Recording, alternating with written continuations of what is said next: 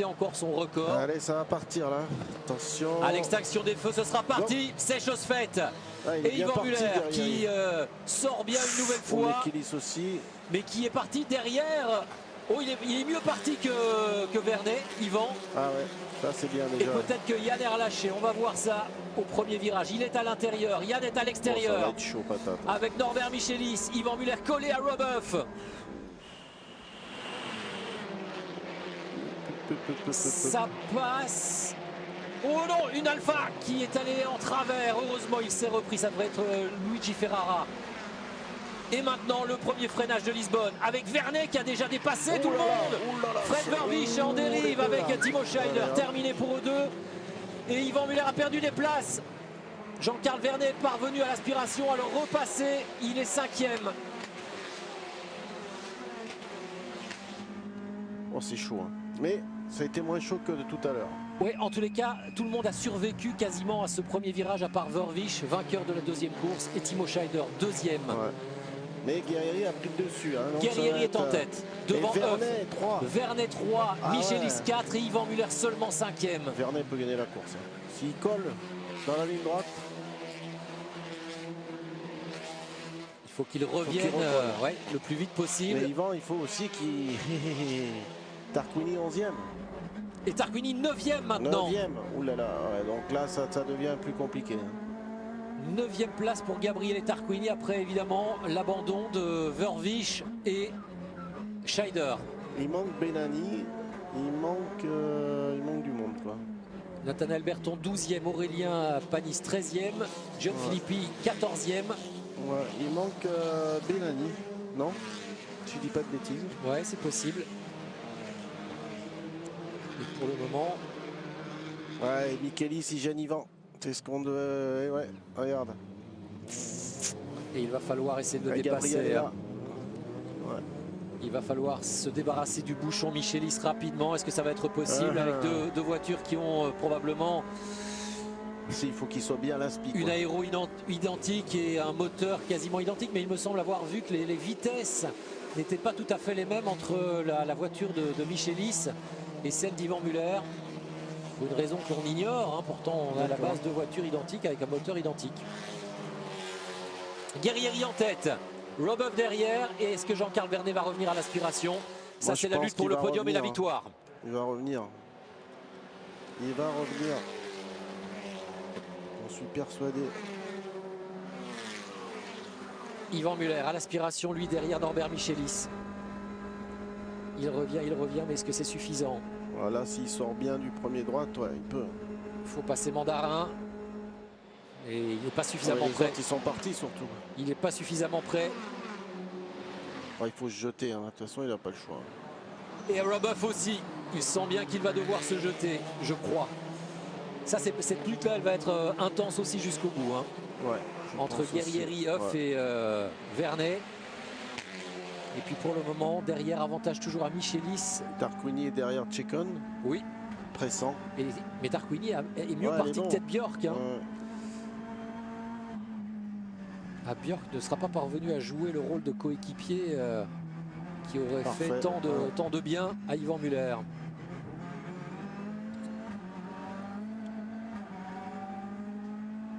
Il est derrière Tarquini, Bjork. Il est 10. Oui, il est juste derrière. Et tout dans cette partie-là, un petit peu comme il l'avait fait hier, hein, Norbert Michelis est soit en difficulté, soit volontairement un peu arrêté, ce qui fait perdre le contact maintenant avec les trois hommes de tête. Parce qu'Yvan est bien plus rapide derrière, mais il ne peut pas passer. Et oui, on vous l'avait dit que Norbert Michelis serait certainement un allié, évidemment, de Gabriele Tarquini. Malheureusement, il est là. Et Roboff qui commence à mettre un petit coup de tampon à Esteban Guerrieri. Ouais, ça veut lui dire, ça veut lui dire, écoute mon pote, il va falloir que tu bouges. Dans toute cette partie sinueuse, on avait vu que Huff, lors des essais, était beaucoup plus rapide. Il avait carrément amélioré le partiel d'une demi-seconde, exactement. Et regardez, même Jean-Carl Vernet dans cette partie où son Audi est logiquement moins à l'aise, il est là, il colle. Et là, je peux vous dire qu'à l'aspiration, Vernet, il peut passer de la 3e à la 1re place, hein, dans la prochaine ligne droite. Exactement.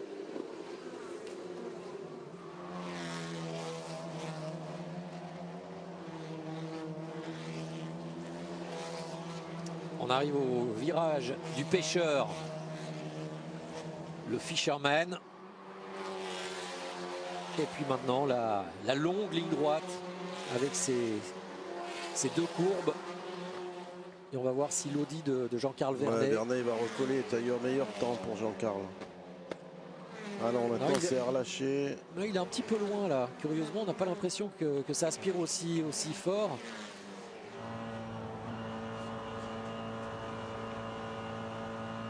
Regardez ce passage en mandarin, le virage le plus rapide de la saison. Jean-Carl Vernet qui passe à l'attaque sur Roboff à l'extérieur. Est-ce qu'il peut espérer quelque chose? Non, c'est pas possible ici. C'est pas possible. Mais il est dans le match, hein. Attention. Hein. Derrière, Yvan Muller n'est pas parvenu non plus à prendre l'ascendant sur Norbert Michelis. Il doit toujours se contenter de la 5e place.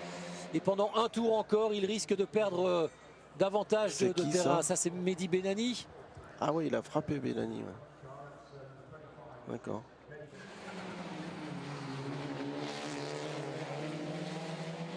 Ouais, la Volkswagen qui a tapé. On n'a pas vu ce qui s'était passé. Hein. Pour l'instant, c'est Tarquini qui est champion. Mais il reste quand même encore 8 tours. Et là, les 3, il va se passer quelque chose. Hein, et drapeau jaune dans le 2e secteur. Il va se passer something. C'est pas impossible, effectivement. Something wrong. Something. Avec Roboff, avec Esteban Guerrier. Ils veulent tous la victoire ici. Something special.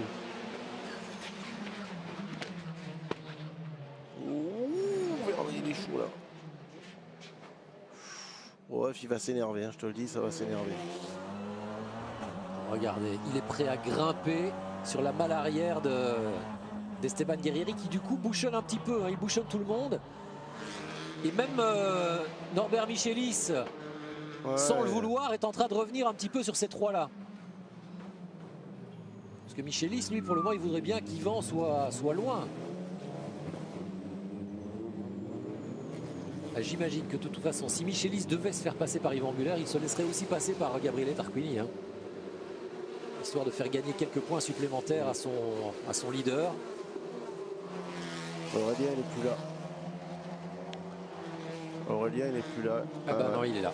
Ouais, il a eu un problème technique, je pense. Ouais, quitte la voiture.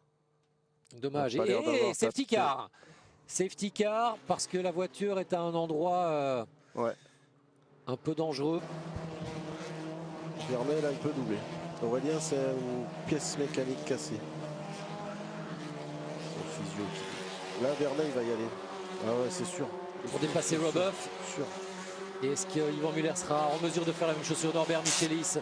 On va voir ça. Ouais, c'est moins sûr. Il lui manque des km/h en vitesse de pointe à Yvan et chaque fois, pourtant avec la même monture, une i30 aussi, juste devant lui Norbert Michelis prend l'ascendant. Curieux quand même justement, vous dites que Jean-Carl Vernet va y aller, mais si. Ouais, là, il y est, effectivement, il est bien collé. Le Français à l'extérieur. Oh, et avec Roboff, ça va être chaud. Et oui, l'Anglais, il lâche rien, lui. Hein.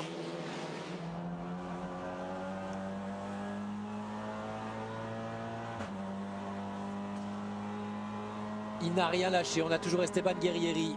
Roboff ne parvient pas à prendre non plus la mesure d'Esteban Guerrieri en vitesse de pointe, malgré l'aspiration. C'est surprenant. C'est la moins rapide, enfin, je trouve, la Volkswagen en ligne droite. Ouais. Oula, qu'est-ce qu'il y a eu là? Oui, Ted Björk qui vient de passer Gabriele Tarquini dans une partie absolument étonnante. Hein. Puis il n'y a pas été avec... Oui, on a senti qu'il y avait probablement eu un petit contact. Ah, attention, ça change des choses. S'il va en troisième, ah non, il a 10. Là, il est 5 pour le moment, hein, Yvan. Et malgré cela, Gabriele Tarquini continue à marquer un petit point. Donc, c'est pas suffisant. Ouais, mais ça dépend ce que les 3 vont faire. Il n'y a plus que 6 points. Il y a plus que 6 points d'écart. Parce que là, il peut se passer quelque chose aussi avec les trois fatigués. Ouais. Et surtout qu'ils vont tenter des choses avant la fin de la course, c'est sûr. veut la 10e victoire. Je le sens gros comme une maison. Jean-Carl Vernet ne veut absolument pas laisser non plus Guerrieri s'emparer de la 3e place finale de ce championnat. Ah, là, il est pressant à la fin. Ah bah, sur toute la partie sinueuse là-haut, là, il est largement plus vite. Comme Yvan Muller est largement plus vite que Norbert Michelis, sauf qu'il y a cette ligne droite. Exactement.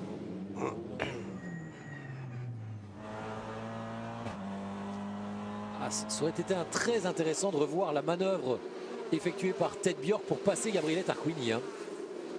En plus, c'était quand même sur la partie montante de ce circuit. Ouais. Un endroit où il est quand même généralement très difficile de dépasser.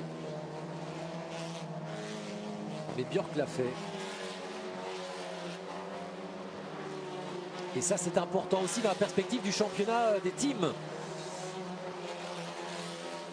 Parce que si pour le moment, Gabriele Tarquini garde l'ascendant pour le classement pilote, c'est le team d'Ivan Muller qui reprend la main dans le classement des équipes.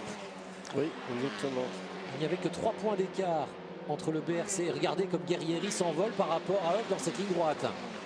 Ouais, Vernet est collé dans la boîte, dans le pare-choc. Et là, ouais, il a beau essayer, mais comme il a 60 kg de plus que la Volkswagen, peut-être pas 60 kg, mais lui est au maximum à 60 et la Volkswagen elle est à 30. Donc il y a 30 kg de plus. Au frein, évidemment, c'est plus compliqué. Il faut tenter de freiner un peu plus tôt normalement. Ce qui met Jean-Carl Vernet en difficulté. Encore 6 tours. Hein. Ouais.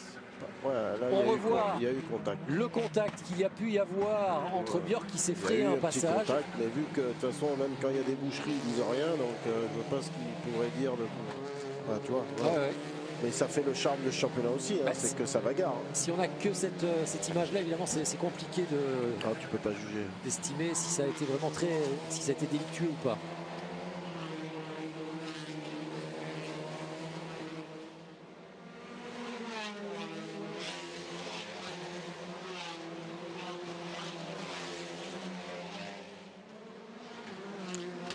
Nous sommes dans le 7e des 13 tours de la dernière course de la saison du WTCR. À l'issue de cette course, on saura si Gabriele Tarquini ou Yvan Muller est sacré vainqueur de cette Coupe du Monde des voitures de tourisme. Pour le moment, avantage à Gabriele Tarquini car Yvan Muller est bloqué en 5e position derrière le coéquipier de Tarquini. Et Tarquini est 10e. Et Berton est plus rapide que Tarquini hein, pour l'instant. Les 2 derniers tours, qui est Nathanaël est 11e. Ouais, donc je ne sais pas où il se trouve. Est-ce qu'il est tout? Non, il est à 8/10e. Oui, il peut peut-être dans la ligne droite avec la vitesse de pointe de l'Audi essayer de le dépasser. Mais ça ne suffira pas. Il faut quand même au minimum que Muller soit sur le podium. Et là, il faut donc gagner 2 places. À la régulière, maintenant, ce ne sera pas possible. Voilà. À la régulière, il peut peut-être espérer remonter 4, mais pas mieux. Ou alors, et encore, regardez, il perd le contact, Olivier, avec Norbert Michelis. Ça, c'est surprenant. C'est quoi? La dégradation des pneus? Oui, tout est possible. Surchauffe des freins aussi. Les Audi avaient des petits problèmes de frein parce qu'ils ont l'est. Donc évidemment, sur des freinages comme ça. Là, il est proche, là. Il est plus proche que tout à l'heure. Donc c'est... Et là, les 2 bouts de la ligne droite, ça peut être chaud patate. Bon, il ne se mettra pas à côté pour l'instant. Il se montre à droite, à gauche, en espérant retarder le freinage et pourquoi pas tenter de décroiser. Évidemment, Guerrieri est regardez comme il occupe bien le milieu de la piste. Et si quelqu'un est au milieu, là, il n'y a pas la place pour passer, naturellement. Oh, et qui continue quand même. Et est-ce qu'il ne va pas tenter le tout pour le tout dans cette partie-là où on l'attend le moins finalement? Mais sans erreur de Guerrieri, ça semble compliqué de passer là. Et Werner recollé. Oui, parce que Guerrieri s'entend Roboff sur son pare-choc. Évidemment, il conduit plus en regardant dans ses rétroviseurs qu'en regardant devant. Il ralentit le rythme.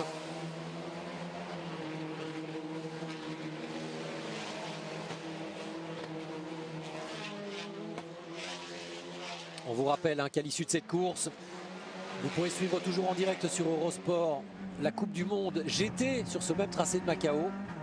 Puis les 6 heures de Shanghai, c'est le championnat du monde des voitures d'endurance.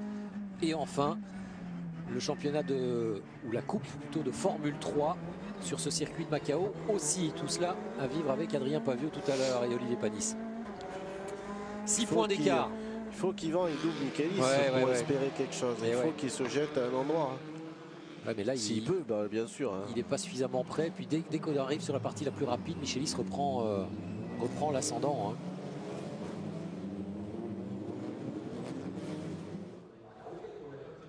Dominique Reiner, le patron du team de René Munich, qui engage la voiture pour Esteban Guerrieri. Off, il est pas mal encore, mais... Ouais, Vernet a perdu le contact aussi. Un petit peu, ouais, mais il va recoller au bout de la ligne droite. Mais... Ouais, mais pas suffisamment pour pouvoir attaquer, non, je crois. Là, il n'attaquera pas.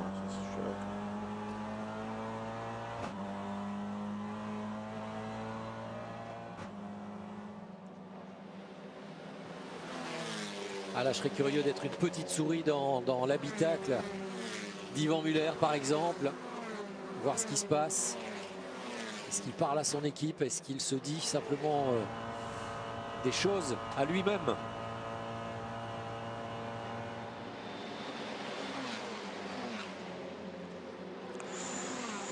Roboff à droite, Roboff à gauche.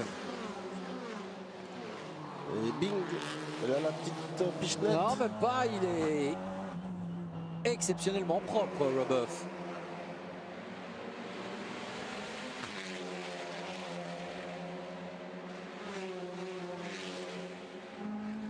On l'a rarement connu aussi fair play. Attends, il reste 4 tours encore. Alors dans le dernier tour ou l'avant-dernier tour, si ce sera encore fair play, ouais, on verra ça. Pour le moment, Nathanael Berton n'est pas parvenu, lui, à prendre la mesure de Gabriele Tarquini. Il est toujours à 8 dixièmes du pilote italien, qui reste avec son petit point accroché pour le moment à son titre. 6 points d'avance, c'est suffisant. 6 points pour terminer une saison. Après plus de 300 points distribués, il n'y en a que 6 qui séparent pour le moment le probable futur vainqueur de son dauphin. Mais il reste aussi 4 tours pendant lesquels tout peut se passer.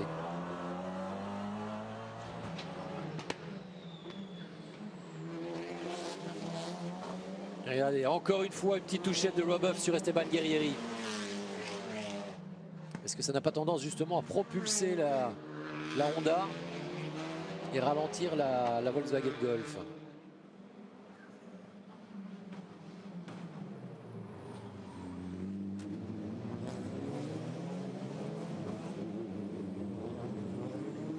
Voilà la fiancée de Roboff.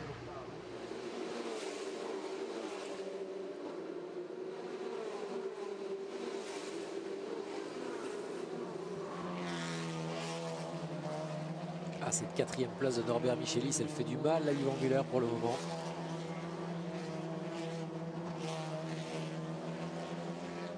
Est-ce que vous croyez que le Français est résigné?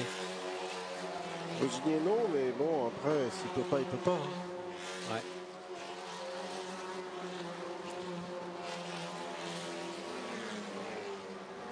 Là, clairement, il ne parvient pas à revenir, à recoller suffisamment près.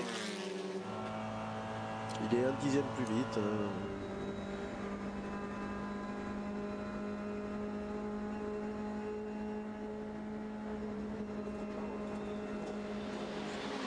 Et si Yann Erlaché profitait de l'aspiration pour donner un petit coup de pare-choc à son oncle et lui permettre d'aller chercher un peu de vitesse supplémentaire, c'est pas possible ça, non? On peut pas se faire. Faut être habile, hein. Faut pas se louper, quoi.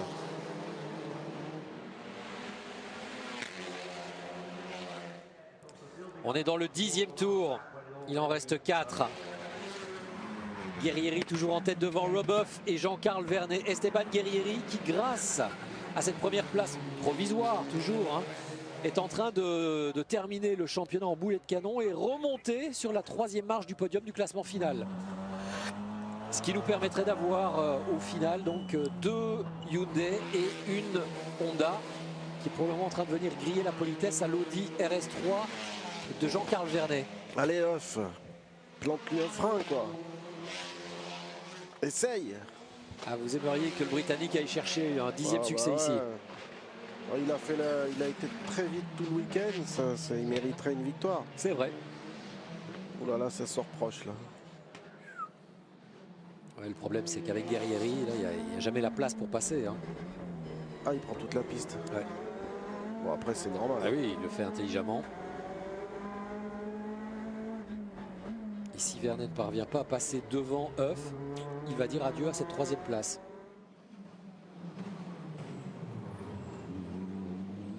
Ping. Ouais,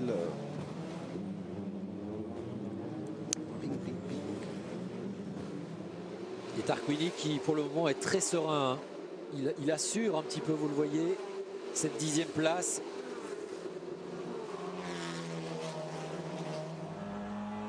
Ah, il est trop loin là, je pense.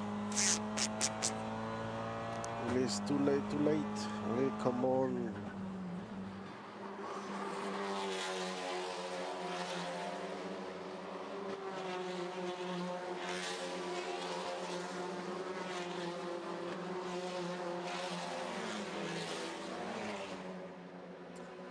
Je rappelle aussi qu'il y avait 18 points d'écart hein, entre les deux. Pour le moment, Gabriele Tarquini prend 1 point de toute façon. Et quand bien même Yvan terminerait sur le podium, marquerait 19 points. Il y a un point. Il y aurait non, il y aurait pas un point, mais il y aurait une égalité parfaite. Et au nombre de victoires cette saison, ce serait Gabriele Tarquini qui serait malgré tout titré. Donc là, ce n'est même plus une 3e place qu'il faut. Je te dis, regarde. Ah, il attaque Gabriele Tarquini, ça se passe juste derrière. Oh, Jean-Carl Vernet. Je te dis, ça change tout. Si Berton il passe a terminé sa course dans le mur. Si Berton il passe Tarquini et que Yvan passe Michelis, c'est fini. Hein. C'est Yvan champion. Oui, mais pendant ce temps-là, Tarquini remonte aussi quand même. Hein. Là, ah oui, là maintenant il est 9e. Là maintenant Tarquini marque 2 points. Marque 2 points. Yvan Muller est remonté à la 4e place. La 4e place, il marque 16 points. Ça suffit pas. Donc là, il y a toujours 14 points d'écart. Ouais, ça suffit pas. Enfin, 14 points, pardon. Il y avait 18, donc il y a 4 points d'écart encore. Donc il est champion pour moi. Même si Berton double, à la limite, il le laisse passer, c'est mieux. Au moins, il est tranquille. Et il assure. C'est fini. Ouais, maintenant, il faudrait effectivement, dans un scénario idéal pour Yvan Muller, que Berton passe Tarquini. Oui, mais ça n'empêche, ça change rien. Et après, il faut qu'Yvan Muller, dans tous les cas, se débarrasse de Norbert Michelis. Il faut même qu'il fasse 2e. La 3e place. Oui, si Tarquini oui, toujours, c'est ce que je viens d'expliquer, effectivement. C'est ce que tu venais de dire. Ouais. C'est tout à fait ça. Ah là là là là là là. Mais est-ce que Huff et Guerrieri ne vont pas... ça peut mal finir aussi. Hein. Et dans ce cas-là, si Yvan Muller récupère plus de points encore... Ah non, ouais, ça change tout là par contre. Ça change des 30 choses. ou 23. Ah, ça change des choses. Effectivement, même si Tarquini remonte à la 8e place, il n'y a que 4 points là. Hein. De 23 à 4, il y a 19 points d'écart. Et là, ce serait Yvan, dans ce cas-là, champion. Vraiment très très compliqué de tirer des plans sur la comète. Regardez, l'écart se réduit, 4 points d'écart. On est parti avec, on vous le rappelle, 18 dans cette dernière course. Il n'y a plus que 4 points. La course n'est pas terminée, il reste un tour et demi.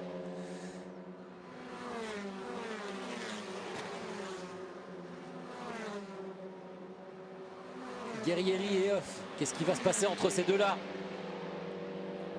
Pour le moment, Huff semble un petit peu loin. Est-ce qu'il est prêt à prendre tous les risques, le Britannique?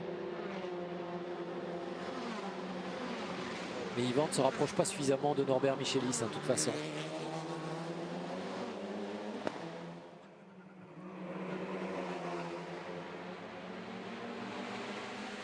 Et Berton a passé Tarquini. Ouh là là, attention, et il va y avoir safety car ou je sais pas quoi, parce que là, probablement la voiture de sécurité parce qu'il a tapé très fort.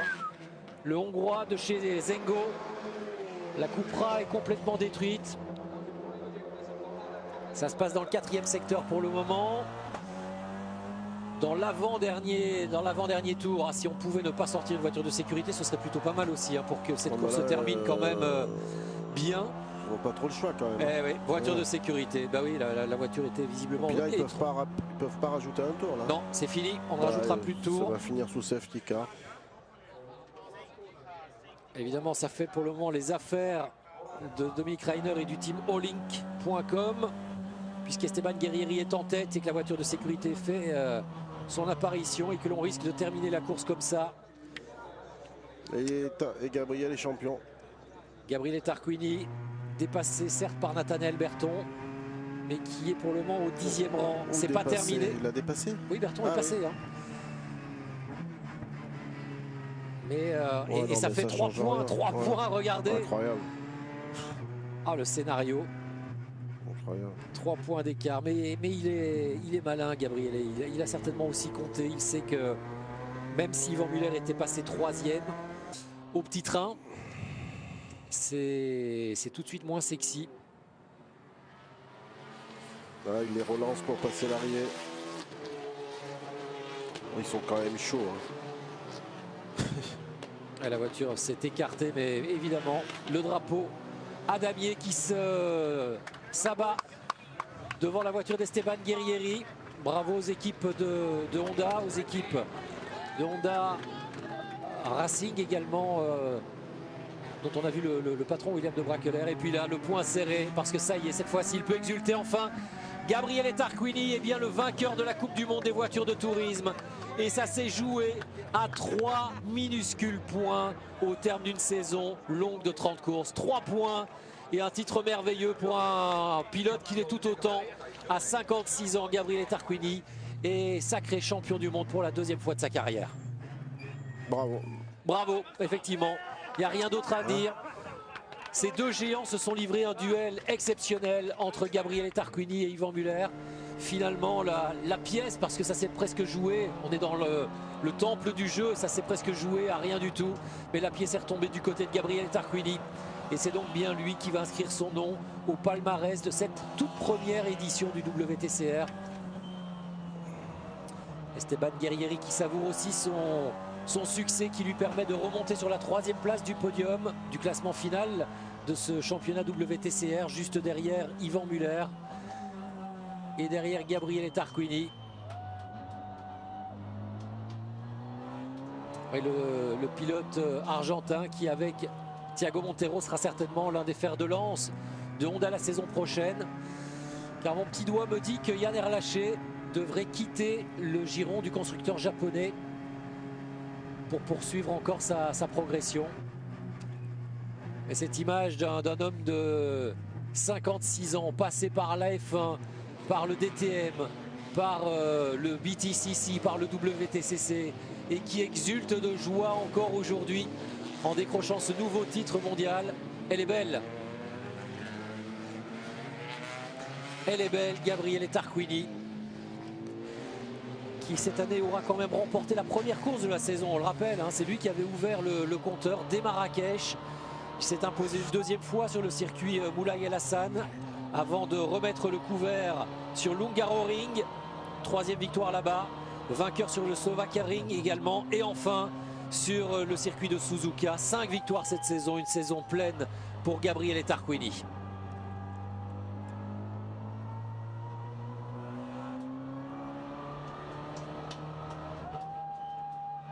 On vous entend plus, Olivier? Non, je suis exténué. Là. Exténué? Ouais. Ah, mais ce n'est que le début de journée pour vous pourtant. Ouais. Je vous annonce qu'à l'issue de cette course de WTCR, Olivier, on va vous retrouver pour vivre un petit bout, un petit fil rouge en compagnie d'Adrien Pavio du championnat du monde des voitures d'endurance, le WEC, avec une course qui vient de démarrer du côté de Shanghai. Puis ensuite, on se retrouvera ici à Macao pour vivre la Coupe du monde des voitures GT. On repartira à Shanghai pour le WEC. On reviendra à Macao pour la Coupe du monde de Formule 3. Il offre le 4e succès cette année à Honda. 4 victoires pour le Allink.com. Après les 2 succès de Yann Erlaché également. Le pilote de Buenos Aires de 33 ans qui est en train d'assurer son contrat pour l'année prochaine. Là, hein. Ouais, là, il était en train de séduire le patron de Honda. Enfin, c'est une belle victoire. Il aura bien résisté sur ce coup-ci. Il n'y a vraiment rien à dire. L'ancien pilote de monoplace, hein, qui s'est arrêté aux portes de la F1 aussi après les World Series. Où il a remporté 7 victoires, pardon, 7 victoires en World Series. Il avait terminé 3e du championnat également, comme cette année. Et puis là, regardez ces images comme elles sont belles.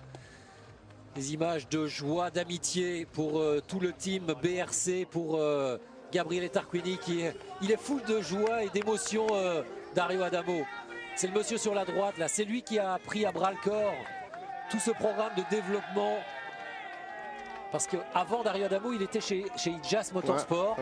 Il s'occupait de développer les Honda pour le WTCC. Et puis il a décidé, il a tenté le pari de convaincre Hyundai de s'engager en TCR.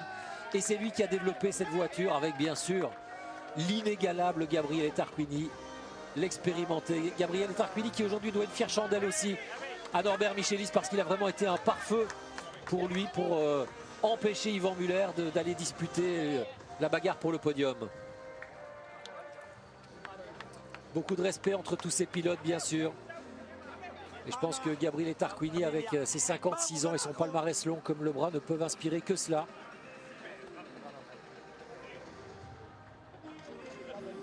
Il ne peut inspirer que ce respect.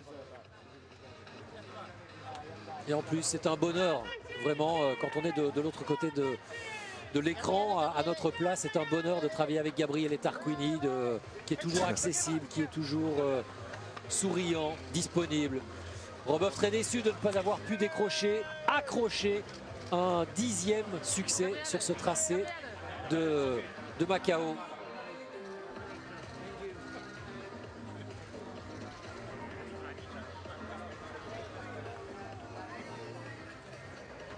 Allez, un petit coup, un clin d'œil à Richard Rogers, le press officer du WTCR, qui tente aussi de nous simplifier la vie.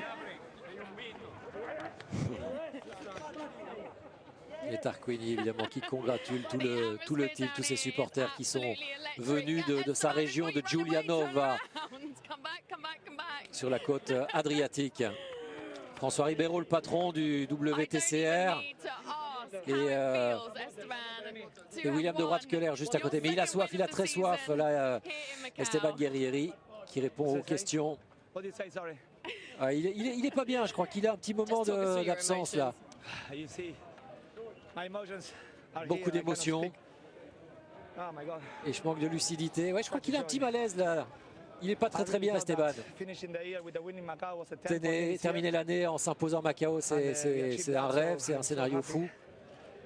Je suis vraiment heureux. Merci à mon Dieu, merci à Honda, merci à ma famille, à ma mère.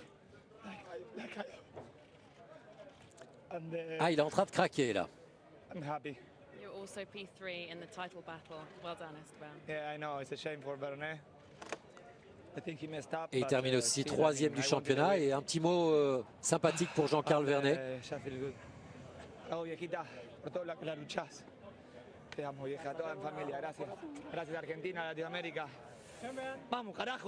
Et voilà, un petit mot évidemment pour toute sa famille, ses supporters également en Espagnol, en Argentine. Et puis voilà le champion du monde. Il est là, Gabriele Tarquini, leader depuis le début de la saison.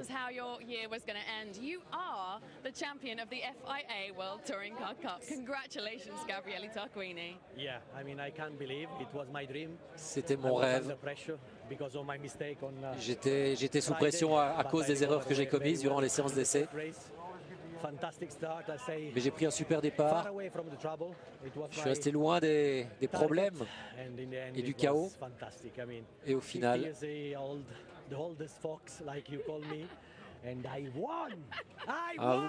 vous m'appeliez le vieux renard, et malgré tout cela, eh bien, j'ai gagné.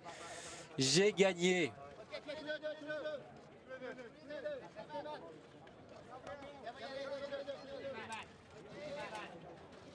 Il y a de la joie, il y a du championnat, mais c'est bien Tarquini qu'il faut encore une fois féliciter. 3 petits points d'avance, juste 3 petits points devant Yvan Muller.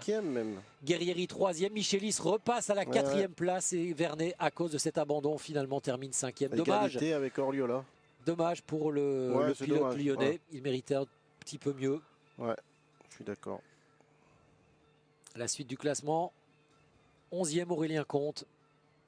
C'est pas mal, hein. Vu les performances des Hyundai, honnêtement, on savait c'est ça. Ils avaient l'arme maîtresse pour dominer le championnat. Et après, ils ont fait du super boulot, donc évidemment, ça a été le plus. Mais oui, tu m'aurais dit en début d'année, c'est Gabriel qui va gagner le titre. J'aurais peut-être pas mis lui en premier, mais il aurait fait partie quand même des prétendants, ça c'est sûr. Surtout vu les performances de la Hyundai. Champagne.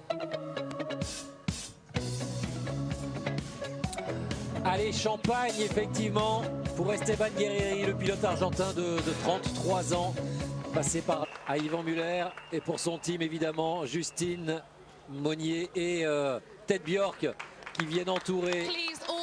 Voilà, ça c'est aussi l'esprit d'équipe qui régnait dans cette structure Yvan Muller Racing. Avec Justine qui était partie prenante hein, dans l'organisation du team cette année. Oui, et puis Yvan, il fait aussi le GT4, c'est Justine qui s'en occupe en France. Ouais. Ils font le championnat LMS aussi, enfin ils font l'endurance, enfin il a une équipe qui fait plusieurs championnats. Sympa aussi de la part d'Yvan Muller hein, d'avoir convié Ted Bjork sur le podium. Ouais, cool. Parce qu'il a été effectivement membre de cette équipe. Et il a ramené beaucoup de points au team aussi.